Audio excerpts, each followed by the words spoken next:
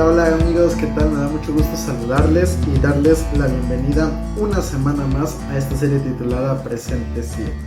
Damos gracias a Dios porque pues seguimos avanzando en el estudio de este trimestre, analizando el tema del gran conflicto. Y pues en esta ocasión vamos a analizar también una lección que creo que es muy importante, especialmente para el tiempo del fin. Es una temática que realmente todos como cristianos debemos estar preparados y de esa manera poder entonces hacer frente a esa situación que nos tocará vivir en los últimos días. Y estamos ya listos para comenzar con la lección número 10 para el 8 de junio del año 2024. Y el título de la lección es El espiritismo desenmascarado.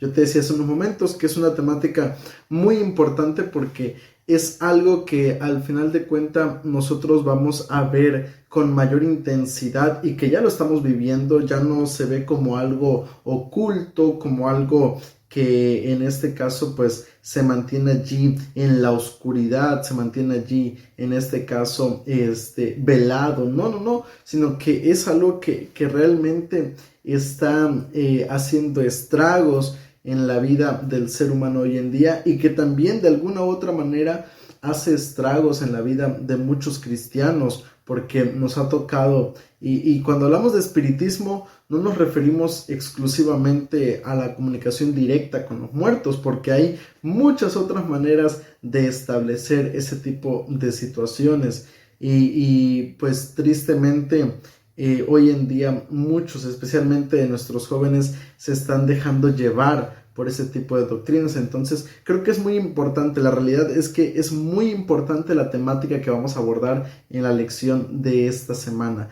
Y mira, antes de comenzar, el versículo para memorizar se encuentra en 1 Tesalonicenses capítulo 4 versículos 16 al 17 y dice allí la palabra de nuestro Dios. El mismo Señor descenderá del cielo con voz de mando, con voz de arcángel y con trompeta de Dios, y los muertos en Cristo resucitarán primero. Luego nosotros, los que estemos vivos, los que hayamos quedado, seremos arrebatados junto con ellos en las nubes, a recibir al Señor en el aire, y así estaremos siempre con el Señor. Mira, el versículo de esta semana nos muestra la teología bíblica que realmente presenta la palabra de Dios con respecto al estado de los muertos, con respecto a la resurrección.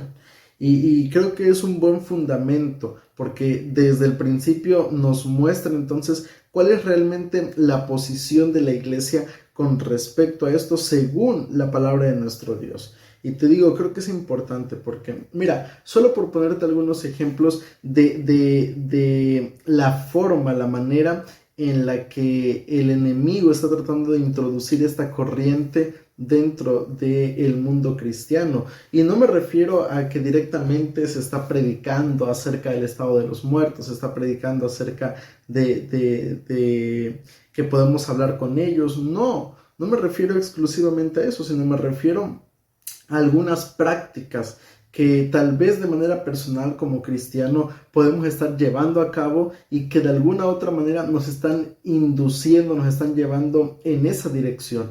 ¿Cuál pudiera ser alguna situación como esta hoy en día que nos conduzca al terreno del espiritismo? Por ejemplo, pudiera ser la consulta de lo que es el tarot o los signos zodiacales. Tal vez no tenga a lo mejor mucha importancia, a lo mejor hay personas que no le den tanta pues sí, importancia a la situación y que crean que es simplemente algo normal, pero ¿cuántos jóvenes hoy en día dentro de la iglesia no conocen cuál es su signo, no conocen y se preocupan realmente por leer esa parte y según ellos su personalidad va de acuerdo a su signo y muchas cosas como esas? Las películas que están hoy en día nos colocan en ese terreno, libros nos colocan allí en ese terreno. Te digo, hay muchas situaciones hoy en día que de alguna u otra manera, sin darnos cuenta, nos están llevando en esa dirección. Y por eso la temática de esta semana es muy, muy importante.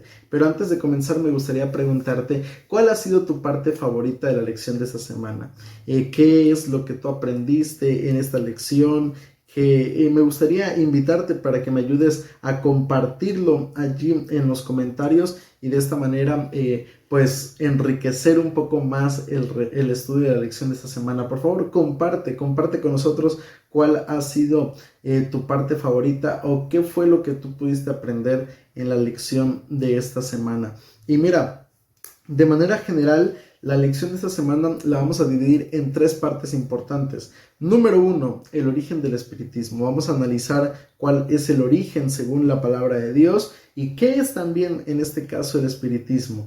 Número 2, qué enseña realmente la Biblia con respecto al estado de los muertos. Y número 3, cuál será el último ataque de Satanás. 3 secciones importantes en las cuales se divide nuestra lección de esta semana y que nos va a ser de mucha utilidad para poder entonces analizar de la mejor manera lo que es la lección de esta semana.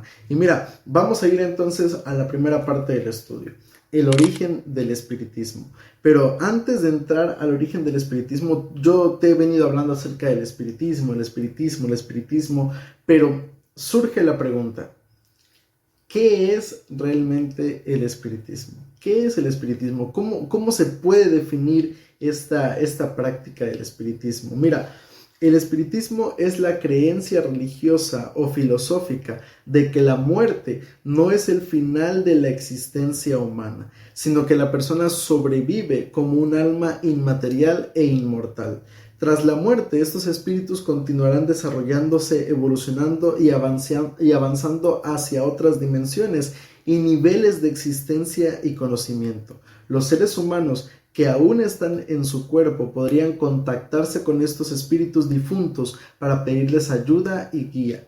Estos contactos podrían establecerse con la ayuda de médiums o personalmente mediante el estudio y la práctica.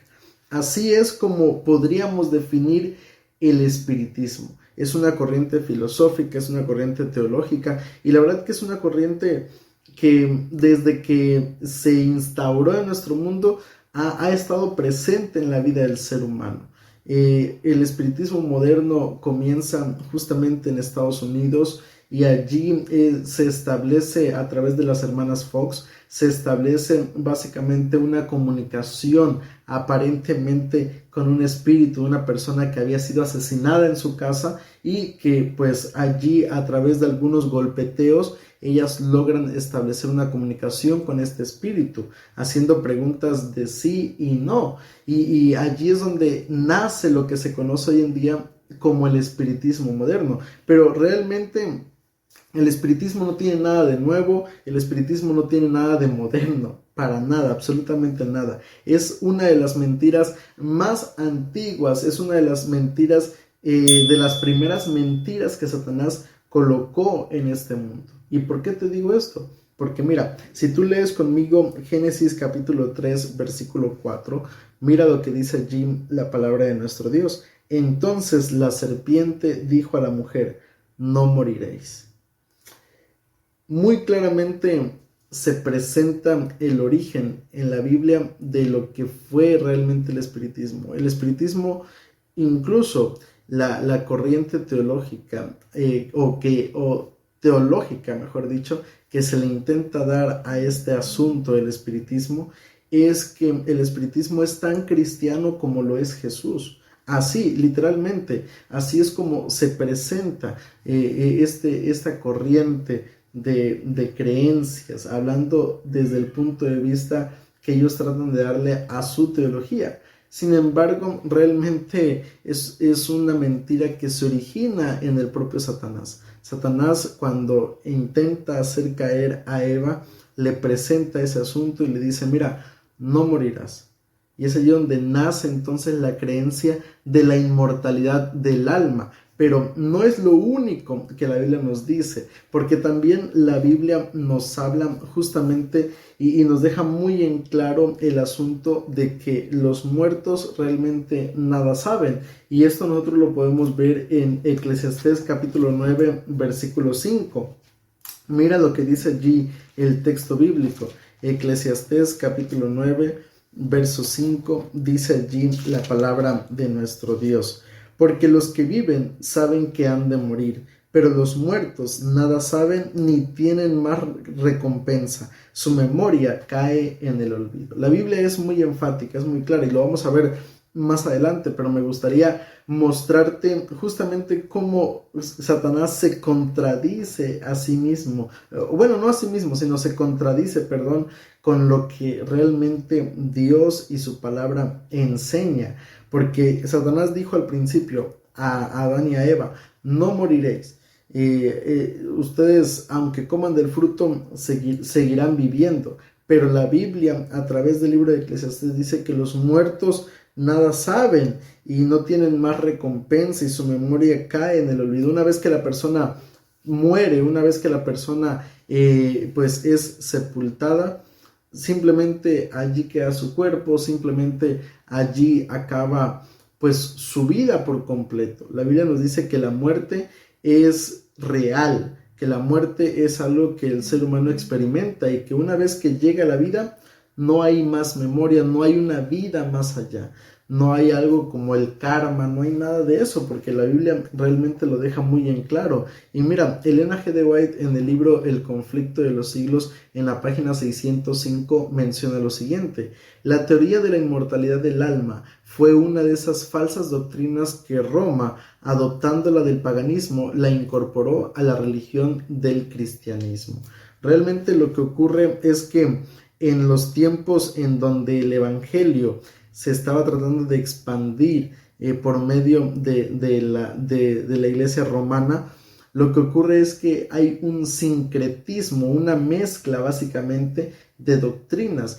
Llegaban en este caso las cruzadas, o llegaban en este caso los sacerdotes, los frailes, etcétera, llegaban a un lugar nuevo y al analizar en este caso las creencias, las doctrinas de ese lugar, buscaban darle ese amoldeamiento a lo que ellos trataban de enseñar a las comunidades. ¿Para qué? Para que las personas que querían ser evangelizadas pues pudieran ser más receptibles a ese mensaje. Sin embargo, eso llevó a introducir dentro de la iglesia doctrinas erróneas, doctrinas que no eran verdaderamente bíblicas, y lo cual pues nos lleva a que incluso dentro en este caso, de algunas doctrinas como parte de la iglesia romana católica, pues se enseña justamente la doctrina de la inmortalidad del alma, pero bíblicamente pues no tiene un sustento. Bíblicamente la doctrina de la inmortalidad del alma se origina en aquella primera mentira que Satanás le dio a Adán y a Eva. Ahora, vamos a pasar a la segunda parte de nuestra lección. ¿Qué enseña la Biblia sobre la muerte? Mira, ¿qué es lo que realmente la Biblia enseña sobre la muerte? La Biblia es muy clara y por lo menos esta parte la vamos a dividir en dos, o a analizar desde las dos perspectivas, es decir, desde el Antiguo Testamento, pero también lo vamos a analizar desde la perspectiva del Nuevo Testamento, porque la Biblia, tanto en el Antiguo como en el Nuevo Testamento, nos habla acerca del estado de los muertos. Y me gustaría presentarte algunos textos. Vamos a ir primero al Antiguo Testamento y vamos a leer en primer lugar Salmos número 6, versículo 5. Y mira lo que dice allí la palabra de nuestro Dios. Salmos 6:5, dice el texto bíblico: porque en la muerte no hay memoria de ti, en el Seol, ¿quién te alabará? Si hay algo que realmente la Biblia nos deja muy en claro, al menos en el libro de Salmos, es que una vez que la persona muere, ya no hay, en este caso, como dice el texto bíblico, ya no hay más memoria. Simplemente muere y allí termina todo para aquella persona. Pero mira, ahora hay otro texto. Primera de Reyes capítulo 2, versículo 10. Dice el texto bíblico: David durmió con sus padres y fue sepultado en su ciudad. La Biblia nuevamente nos aclara que la muerte es comparada en este caso a un sueño. Así lo compara la Biblia. La muerte es como un sueño. ¿Y por qué es comparada con un sueño? Mira, a grandes rasgos, porque cuando la persona muere, pues allí se paraliza, ahí acaba todo para esta persona. Pero cuando Cristo venga por segunda vez y esta persona se levante, en este caso simplemente se habrá sentido como si en la noche se hubiera ido a dormir y a la mañana siguiente se hubiera levantado. Para él el tiempo realmente no habrá pasado porque tuvo un final y ya no hubo más memoria, ya no hubo más conciencia. Y entonces la Biblia por esa razón compara en este caso la muerte con un sueño. Pero hay un texto más del Antiguo Testamento que me gustaría mostrarte. Daniel capítulo 12 versículo 2. Mira lo que dice allí el texto bíblico, Daniel 12:2. Muchos de los que duermen en el polvo de la tierra serán despertados, unos para vida eterna, otros para vergüenza y confusión perpetua. La Biblia nos habla también acerca de un aspecto muy importante, que es justamente la resurrección. No nos dice que, porque mira, no tendría caso que la Biblia nos hablara acerca de la resurrección si se supone que después de la muerte hay vida. No tendría sentido. ¿Para qué entonces valdría en este caso la resurrección? ¿De qué serviría si después de la muerte seguimos con vida? Entonces creo que es allí donde nosotros podemos analizarlo desde el punto de vista analítico y darnos cuenta que realmente el tema de la inmortalidad del alma no tiene un sustento bíblico que sea realmente sólido, sino que la Biblia más que nada nos deja en claro que una vez que la persona muere, muere. Una vez que la persona es llamada al descanso, pues está allí en ese sueño hasta que Cristo venga por segunda vez y entonces ocurra la resurrección. Ahora, en el Nuevo Testamento, ¿qué textos encontramos en el Nuevo Testamento que nos hablen acerca del estado de los muertos? Mira, vamos a ir a Juan capítulo 11, versículos 11 al 14. Juan capítulo 11, versículos 11 al 14. Y mira lo que dice allí la palabra de nuestro Dios. Dicho esto, agregó: nuestro amigo Lázaro duerme, pero voy a despertarlo. Dijeron entonces sus discípulos: Señor, si duerme, sanará. Jesús decía esto de la muerte de Lázaro, pero ellos pensaron que hablaba del reposar del sueño.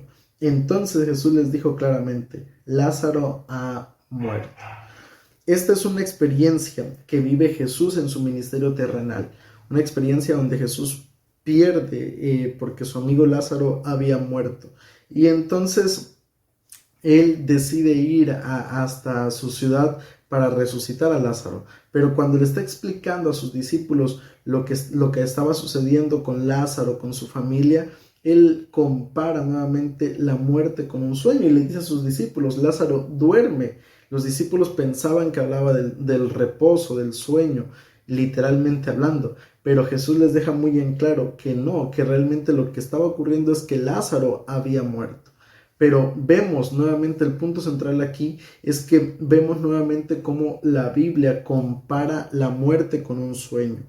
Otro texto más allí mismo en Juan capítulo 11 versículos 21 al 25 dice allí: Marta dijo a Jesús: Señor, si hubieras estado aquí, mi hermano no habría muerto. Pero también sé ahora que todo lo que pidas a Dios, Dios te lo dará. Jesús le dijo: tu hermano resucitará. Marta le dijo: yo sé que resucitará en la resurrección en el día final. Y le dijo Jesús: yo soy la resurrección y la vida. El que cree en mí, aunque esté muerto, vivirá. Nuevamente, y mira, me llama la atención que no son declaraciones de cualquier persona, son declaraciones del mismo Jesús. El mismo Jesús está dejando en claro que en este caso Lázaro iba a resucitar, que Lázaro iba a tener la oportunidad de volver a la vida. Marta pensaba que Jesús se refería a la resurrección, en este caso pues final, por así decirlo, pero Jesús le estaba hablando de que no precisamente se refería a ese momento, sino que literalmente Jesús había llegado para resucitar a Lázaro. Pero otro punto importante es la declaración que hace Jesús con respecto a la vida. Él dice: yo soy la resurrección y la vida, y el que cree en mí, aunque esté muerto, vivirá. No está refiriéndose a que una persona que muere puede seguir teniendo convicciones, puede seguir teniendo creencias. No, porque decíamos al principio que los muertos nada saben, pero sí nos muestra que aquella persona que es llamada al descanso y lo hace con la promesa, con la creencia de que le ha entregado su vida a Jesús, de que en este caso coloca su vida en las manos de Dios, puede llegar a resucitar. Ahora, vamos a ir a otro texto del Nuevo Testamento, 1 Tesalonicenses capítulo 4, versículos 15 al 17. En este texto, ahora Pablo aborda la temática y mira lo que dice allí el texto bíblico. Por lo cual os decimos esto en palabras del Señor, que nosotros que vivimos, que habremos quedado hasta la venida del Señor, no precederemos a los que durmieron. Nuevamente la Biblia hablándonos de la muerte como un sueño. El Señor mismo, con voz de mando, con voz de arcángel y con trompeta de Dios, descenderá del cielo. Entonces los muertos en Cristo resucitarán primero. Nuevamente mostrándonos el tema de la resurrección. Versículo 17. Luego nosotros, los que vivimos, los que hayamos quedado, seremos arrebatados juntamente con ellos en las nubes para recibir al Señor en el aire, y así estaremos siempre con el Señor. Nuevamente te pongo de manifiesto esta postura. Si hay vida después de la muerte, ¿qué sentido tiene la resurrección? ¿Para qué va a venir Jesús ya estamos con Él? Sí, otro punto importante que la doctrina de la inmortalidad del alma presenta como verdad es que una persona muere y al morir va al cielo, va al infierno o está en el purgatorio, donde en este caso puede rescatar su alma después de andar allí pues pagando el castigo, por así decirlo, y ya sea acceder al cielo o ir al infierno. Pero si ya están en el cielo las personas que han muerto, ¿qué sentido tiene entonces que Jesús venga, las baje para que resuciten y regresen? Te digo, realmente bíblicamente no hay algo con lo cual sustentar la doctrina de la inmortalidad del alma, la doctrina en este caso, de que la persona que muere va al cielo, al infierno o en este caso al purgatorio. Si nos metemos a hablar acerca de la doctrina del infierno, eso sería temática para otra ocasión. Sin embargo, analizándolo desde la perspectiva que se nos está presentando acerca de la inmortalidad del alma, no tiene un sustento, porque la Biblia nos deja muy claramente que cuando Jesús venga, los que están muertos, los que están aquí en la tierra, los que en este caso hayan sido llamados al descanso antes de su segunda venida, resucitarán. Y hasta el mismo Jesús experimentó eso. ¿Sabes por qué? Porque el último texto que me gustaría leerte del Nuevo Testamento con respecto a lo que la Biblia enseña sobre la inmortalidad del alma sobre el estado de los muertos, está en 1 Corintios capítulo 15, versículos 16 al 18. Dice allí la palabra de nuestro Dios: si los muertos no resucitan, tampoco Cristo resucitó. Y si Cristo no resucitó, vuestra fe es vana, aún estáis en vuestros pecados. Entonces también los que murieron en Cristo perecieron. Mira, Pablo dice, si no existe resurrección, entonces tampoco Jesús resucitó. Vuelvo a plantearte el asunto. Si en este caso hay vida después de la muerte, ¿para qué Dios iba a tener que resucitar a Jesús si Él de todos modos seguía con vida? Te digo, por eso Pablo plantea este asunto. Jesús resucitó.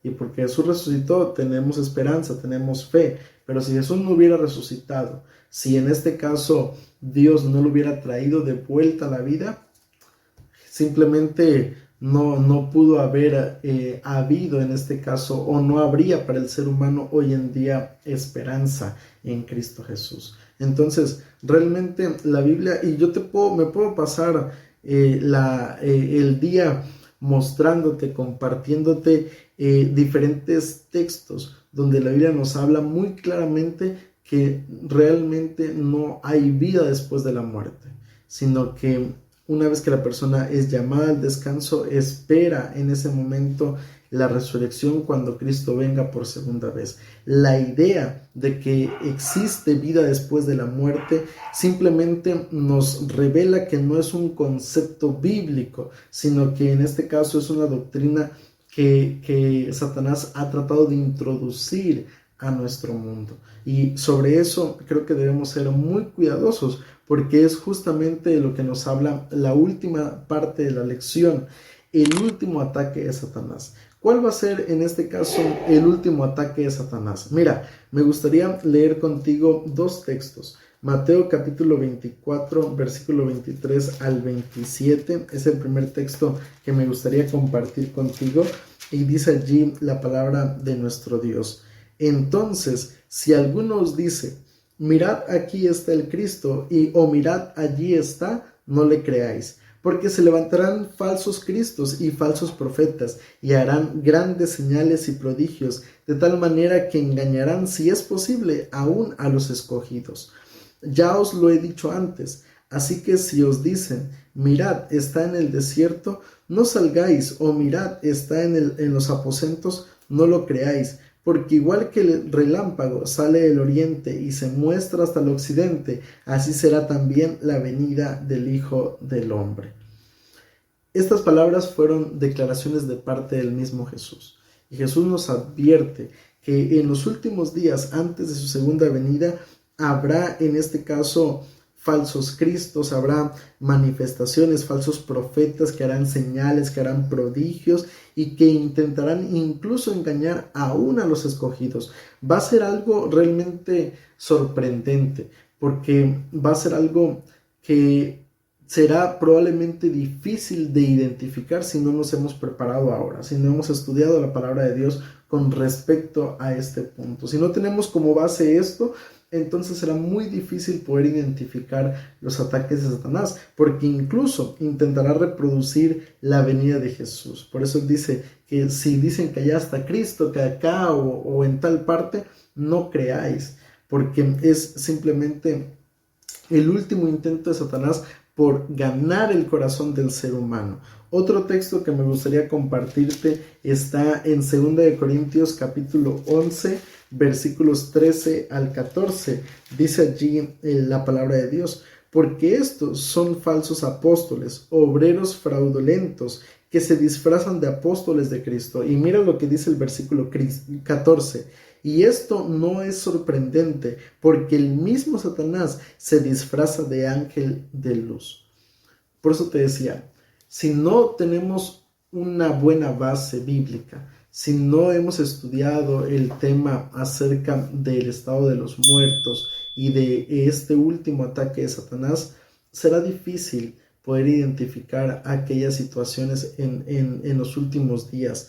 Porque mira, justamente Mark Finley, que es el autor de la lección de este trimestre, hace referencia a un libro escrito por Ángel Rodríguez, en el cual Ángel Rodríguez menciona lo siguiente: las manifestaciones sobrenaturales, llamadas señales o milagros, realizadas o que hacen, en este caso, los espíritus de Satanás, apelan así al lado afectivo de los seres humanos, más que a sus capacidades discrecionales y racionales. Se va a ir más por el aspecto sentimentalista. Tal vez, no sé, veremos algún familiar en aquellos días volviendo a la vida, apareciendo personas que a lo mejor fueron llamadas al descanso y que hemos visto o que hemos conocido, y de esta manera tratar de hacernos creer eso, hacer descender fuego del cielo y muchas otras cuestiones que realmente el enemigo intentará introducir, intentará colocar en nuestra vida de tal manera que podamos ser desviados de las doctrinas de la palabra de nuestro Dios. Y justamente Elena de White, en el libro El conflicto de los siglos, menciona lo siguiente: el acto que coronará el gran drama del engaño será que el mismo Satanás se hará pasar por Cristo. Hace mucho que la Iglesia profesa esperar el advenimiento del Salvador como consumación de sus esperanzas. Pues bien, El gran engañador disimulará que Cristo ha venido. En varias partes de la tierra, Satanás se manifestará a los hombres como un ser majestuoso, de un brillo deslumbrador, parecido a la descripción del Hijo de Dios da Juan en el Apocalipsis. Imagínate cómo será ese momento. Realmente debemos prepararnos. Realmente como cristianos creo que debemos estar listos para poder resistir a los ataques de Satanás. Y la única manera de hacerlo, la única forma de estar completamente seguros es aferrándonos a Jesús y a su palabra. Y es justamente lo que la lección de esta semana nos quiere invitar a hacer. Hay fundamentos bíblicos que tenemos para defender las doctrinas que enseña la palabra de nuestro Dios. Y no solamente la doctrina de la inmortalidad del alma, la doctrina del estado de los muertos, sino también lo que tiene que ver con otras doctrinas más que son fundamentales, que son importantes y que como iglesia, como cristianos, debemos ser habilidosos, debemos ser en este caso estudiosos en cuanto a ese tipo de cuestiones. ¿Por qué? Porque realmente Satanás va a hacer todo lo posible por tratar de lograr su objetivo, de llevar al ser humano a desviarse de la verdad. Entonces, hoy en día que tenemos la libertad es cuando debemos aprovechar a estudiar, a conocer, a prepararnos para entonces salir vencedores en aquel día. Quiero invitarte para que inclines tu rostro y que busquemos a Dios por medio de una oración. Querido Padre, alabado y glorificado sea tu nombre. Gracias te damos, Señor, porque nos permites repasar la lección de esta semana. Una lección en donde sin duda alguna nos hablas, Padre, y nos muestras lo que tu palabra realmente enseña con respecto al estado de los muertos, con respecto a la doctrina del espiritismo, Señor, y cómo todo eso es simplemente un ataque de Satanás, un intento por desviar al ser humano de tu palabra. Pero ayúdanos, Señor, para que ahora nos preparemos, para que, Señor, podamos realmente aferrarnos a tu mano poderosa y que a través de ti podamos entonces salir vencedores y así prepararnos para estar contigo en el reino de los cielos. Nos queremos colocar en tus manos en esta hora y te lo pedimos todo esto en el nombre de Cristo Jesús. Amén.